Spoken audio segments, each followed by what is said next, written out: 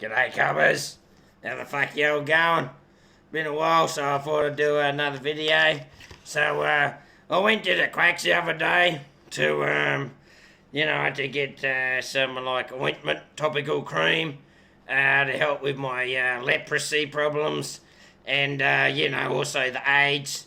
And, I noticed, I was reading the back of it for a bit of a laugh when I was having a coffee, and, it says under here, uses for the temporary relief of redness and itchy inflammation of skin caused by AIDS and leprosy. Also, it's good for anal and genital itching, apparently. And me and I have got shitloads of that at the moment, so talk about killing two birds with one stone. Am I right, guys? Ha ha! Yeah! Cheers, cobbers. Fucking Australia Day coming up soon. So, get on it. If you want to send me some funnies, and all that shit, get on that. And I'm probably gonna do an Australia Day special.